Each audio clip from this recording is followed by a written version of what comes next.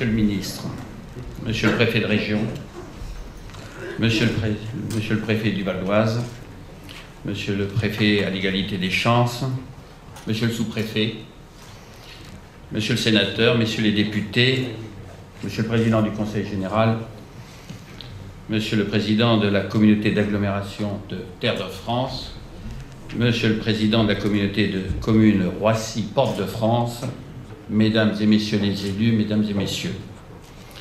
La valeur ajoutée du contrat de développement territorial, cœur économique Roissy-Terre de France, pour nos collectivités, c'est d'abord la possibilité de participer au développement du pôle d'excellence économique de la métropole francilienne.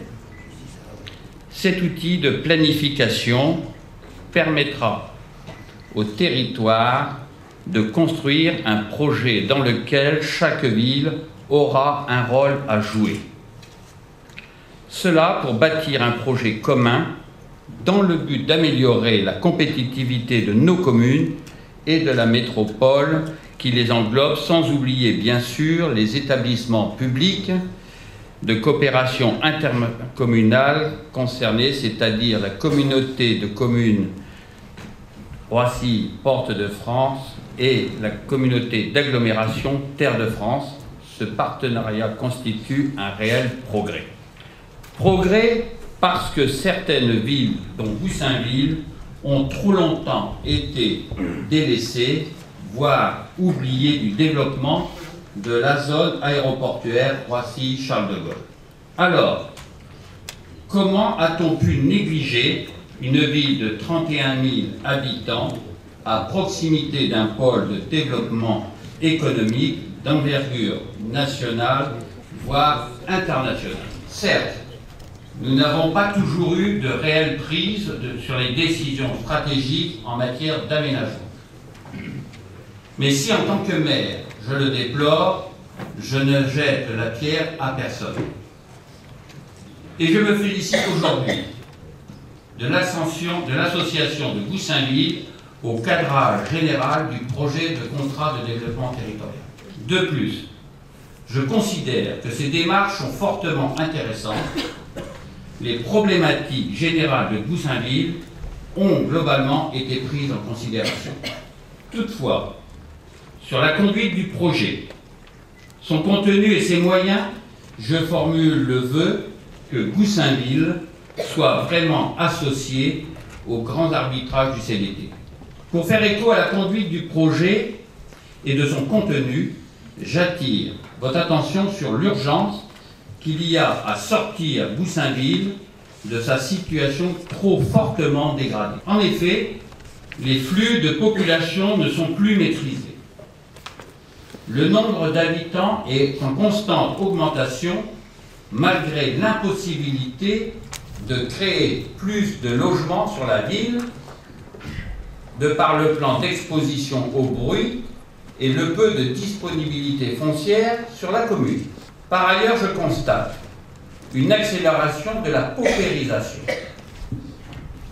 Bref, décrochage scolaire, bas niveau de qualification, érémistes et familles monoparentales en augmentation sont autant de problématiques sociales à Goussainville. À titre d'exemple, 35% des plus de 15 ans sortent du système scolaire sans diplôme.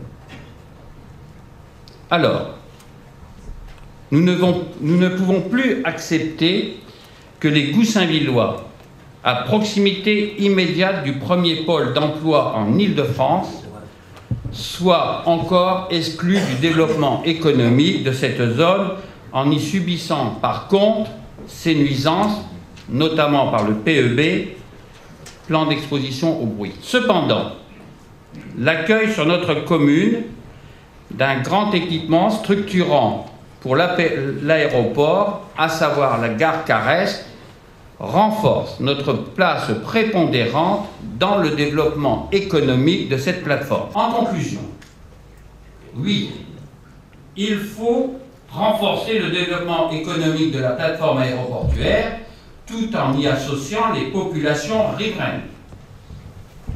pour mettre fin à notre situation d'enclavement, je m'inscris dans une démarche de rattrapage, laquelle s'opérera donc à deux échelles. Celle du document de planification que je m'apprête à signer et celle du rôle que Goussainville jouera au sein de la future communauté d'agglomération Roissy-Porte-de-France, moteur du Grand Roissy. Enfin, maintenant, c'est au président de notre communauté d'agglomération que je m'adresse.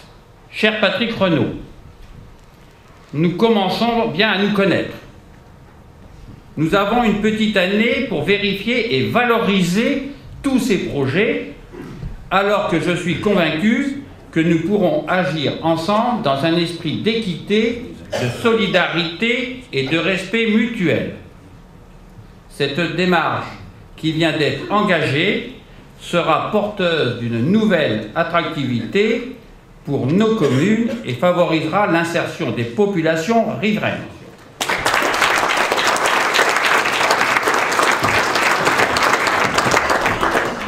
La parole est à Monsieur Patrick Renaud, président de la communauté de communes Roissy-Porte-de-France, président de l'association des collectivités du Grand...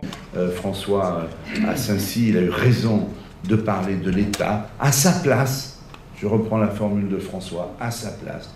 Mais quand même l'État, parce que quand même entre nous, hein, voilà, comme ça, dit comme ça très clairement et simplement. S'il n'y avait pas eu la volonté du président de la République de lancer ce projet, d'être tenace pour le faire, d'avoir une loi de la République, qui est la loi maintenant du Grand Paris, etc., voilà, on ne serait pas là aujourd'hui pour signer ce contrat de développement territorial. Donc, avancez ensemble. Moi, je vous fais confiance. Je suis sûr que vous trouverez les voies et moyens pour le faire, mais avançons et ne nous préoccupons pas, surtout pas, du calendrier électoral, parce que ce serait le meilleur moyen de planter ce projet, y compris sur votre territoire. Voilà, je tiens donc à vous féliciter tous, chacune et chacun d'entre vous, élus, acteurs économiques, services de l'État, pour le travail accompli. Grâce à vous tous, Roissy ne sera plus seulement une porte ouverte sur le monde, mais aussi le cœur d'un développement urbain durable. Et je ne doute pas qu'ensemble, vous parveniez à faire battre ce cœur, parce que c'est important aussi, non seulement pour votre territoire, mais pour le reste du pays. Et c'est un élu de province qui vous le dit. C'est pas toujours facile hein, de faire passer dans le reste du pays que les crédits d'État, etc. Et Yannick parlait du débat. J'ai eu la chance de présider les séances à l'Assemblée nationale sans savoir que ce dossier me serait confié. Ça m'intéresse et que je n'ai pas besoin d'anti-sèche sur la loi du 3 juin 2010 puisque j'ai présidé tous les débats à l'Assemblée. Mais je me souviens, et Yannick s'en souvient, François aussi, à l'Assemblée, on voyait bien comment ça clivait. Et ça traversait les groupes politiques. Hein, et ça traversait les groupes politiques. On aurait pu avoir comme la fameuse lithographie « Ils ont parlé du Grand Paris ». Et on voyait que ça traversait les différents groupes. Mais n'empêche que c'est vital. Un tiers de la richesse nationale, chers amis, est créé ici en Île-de-France. Donc c'est le moteur pour le reste de la France aussi, le Grand Paris. On n'a pas le droit de rater ce projet. Encore une fois, un grand coup de chapeau et bravo à tous les acteurs que vous êtes. Merci.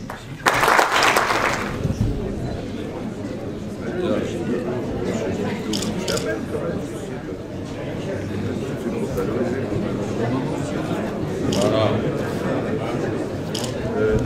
Bien le reçu. Président, monsieur le préfet. C'est sûr? Non, il va maintenant, simplement. L'heure est solennelle. Alors, monsieur le député de Saint-Cy.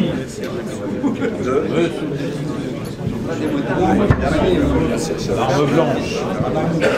L'arme blanche. Alors ouais, je connais pas ici.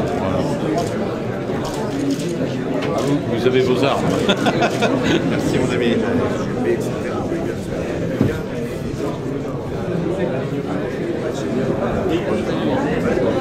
Monsieur Louis. Monsieur le maire. Donc, ici, tac, tout le monde est prêt? Oh là là.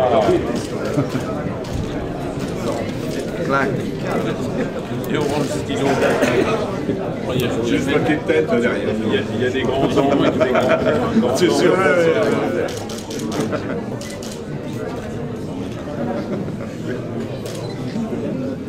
On arrive en province.